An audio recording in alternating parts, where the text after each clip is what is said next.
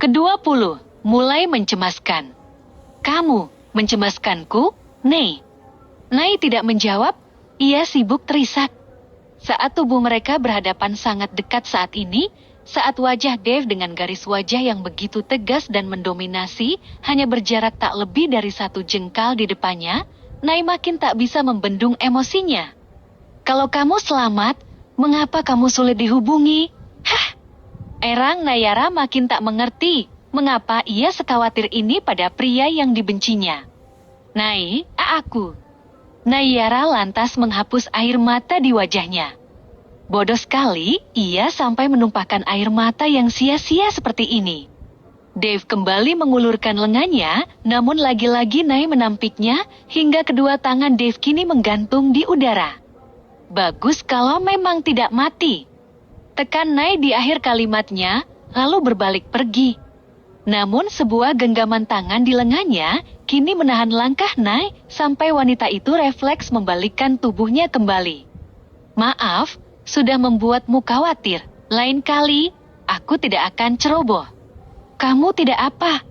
Ada yang sakit? Nai refleks menggelang, saat hatinya kemudian berdesir dengan perhatian Dave, yang hanya menanyakan kondisinya saja. Ya sudah, tidurlah. Dave melepaskan genggamannya, dan membiarkan Nai kembali ke kamarnya. Ponselku hilang? Aku bawa milik Steve ini. Nanti ku kirim nomornya ke ponselmu. Nai tak menyahut, dan langsung memasuki kamarnya. Dielusnya lengan kanan bekas jemari Dave yang terasa masih menempel di sana. Sentuhan yang begitu berbeda dari yang dilakukan Dave saat pertama kali mereka bertemu. Kenapa aku ini? Cengeng sekali. Baru melihat dia selamat saja sudah menangis.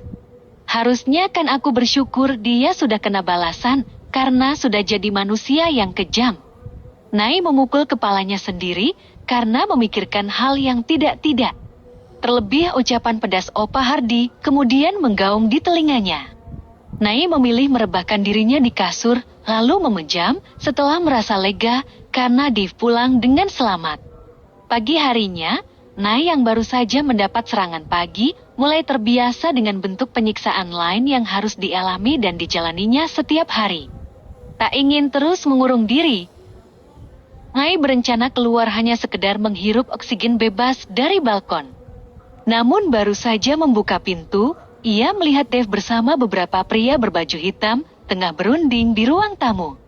Nai memundurkan lagi langkahnya, agar tak terlihat oleh siapapun. Bi Inayah kemudian memasuki kamar mengantar sarapan seperti biasanya. Bi, mulai nanti tidak perlu repot bawa makan ke sini, ya. Biar saya yang keluar. Ucap Nei sungkan. Tak terbiasa, hidup penuh dengan pelayanan seperti ini membuat Nei merasa asing. Terlebih wanita yang terbiasa bekerja keras itu, kini hampir disebut sebagai pengangguran. Raganya seolah meminta dirinya untuk bergerak.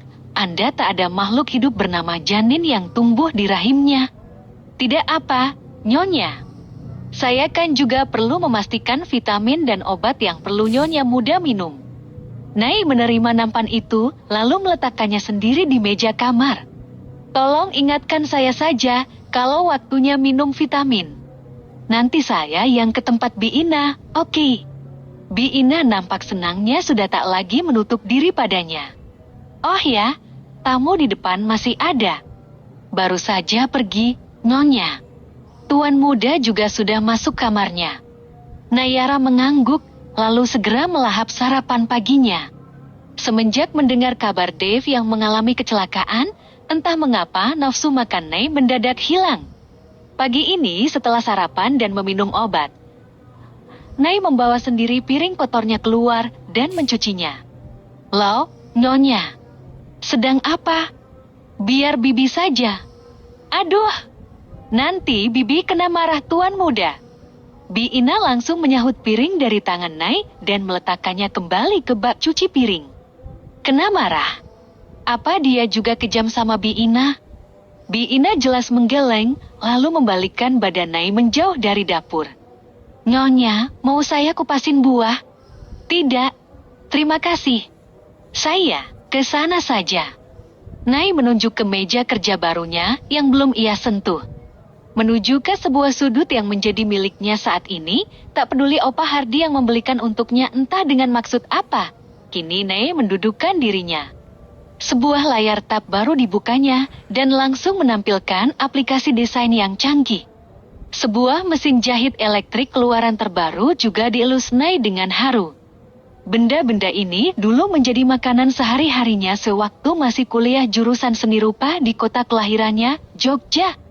Namun karena perekonomiannya memburuk, akhirnya Nay harus mengubur dalam-dalam impiannya untuk menjadi seorang desainer pakaian. Nay menggeser jendela kaca yang ada di samping tempat duduknya. Udara pagi dengan seberkas sinar matahari yang menghangatkan tubuh kini menyapu tubuhnya. Nay menghirup dalam-dalam oksigen bebas yang menyehatkan. Kembali ke kursi kerjanya, Nay malah menghirup sesuatu yang mengganggu indera penciumannya. Ditolahnya Bi Ina sedang memasak entah apa. Tak ingin membuang sia-sia makanan yang sudah masuk ke lambungnya, kini Nayara mengenakan masker sekali pakai untuk menutupi hidung dan mulutnya. Mulai mengambil kertas dan sebuah pena, Nay menggerak-gerakkan jemarinya yang sudah kaku.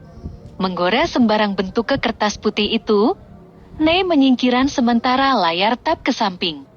Sudah 1 tahun semenjak ia putus kuliah. Nay seolah lupa apa saja yang pernah ia dapat selama menjadi mahasiswi. Lumayan juga, tidak buruk. Gumam Nayara memuji hasil coretan asalnya yang menghasilkan gambar sebuah sketsa busana meski belum jelas pakaian apa yang ia torehkan. Meja baru. Hah! Pekik Nay kaget, lalu refleks berdiri melempar penanya dan membalikkan tubuhnya. Dilihatnya, Dave sudah berdiri di belakangnya entah sejak kapan.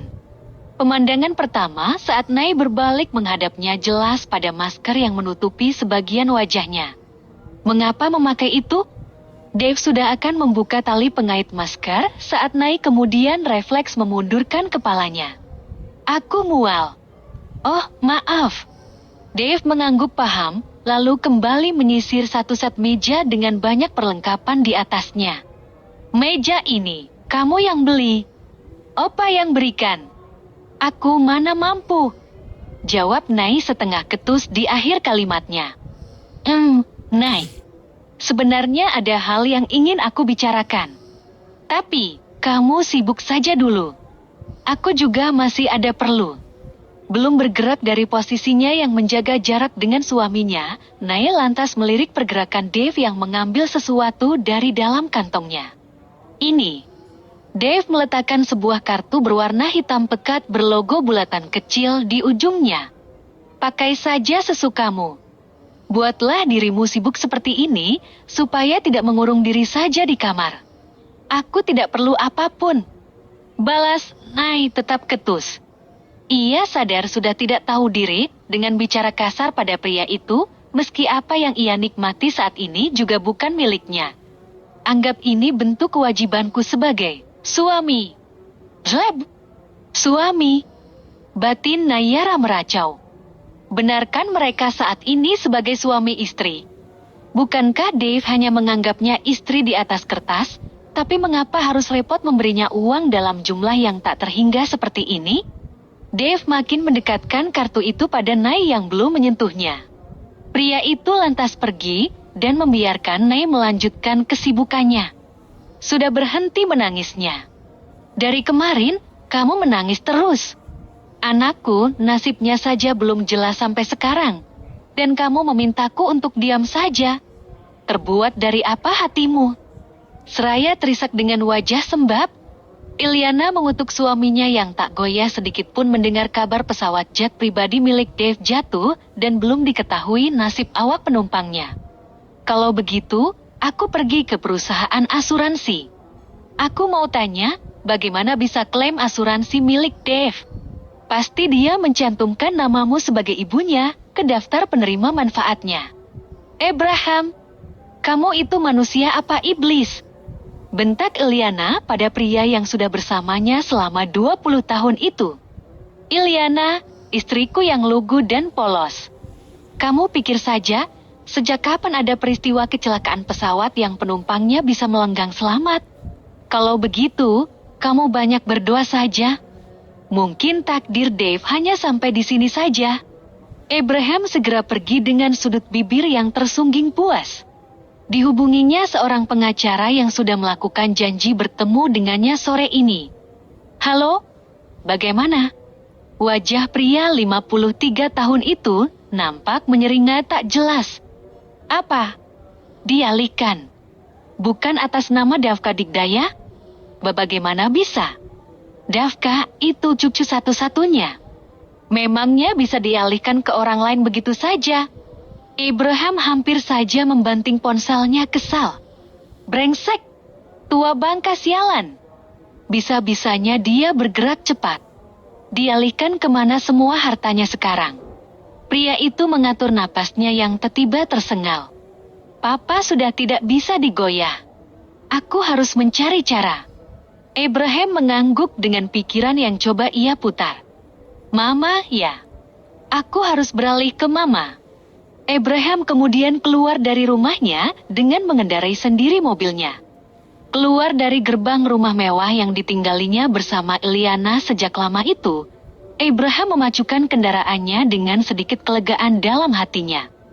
Namun belum juga keluar dari kompleks perumahannya, sebuah kendaraan kini menghadang lajunya, kemudian melintangkan persis di depannya, hingga Abraham menginjak rem dengan segera. Sialan, siapa bawa mobil nggak becus begitu? Abraham menekan klaksonnya berkali-kali, namun mobil sedan hitam yang menghalangi jalannya itu tak bergerak. Mati kali tuh, sopir! Akhirnya pria itu pun keluar dari mobilnya dan berjalan bersungut menghampiri kendaraan mengkilap itu, lalu menendang pintunya dengan kasar. Hei, kalau nggak bisa bawa mobil mati saja sana.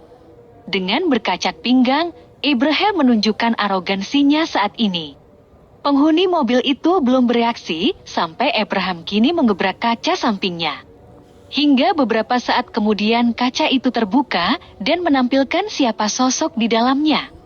Abraham terjingkat luar biasa sampai membelalakkan matanya.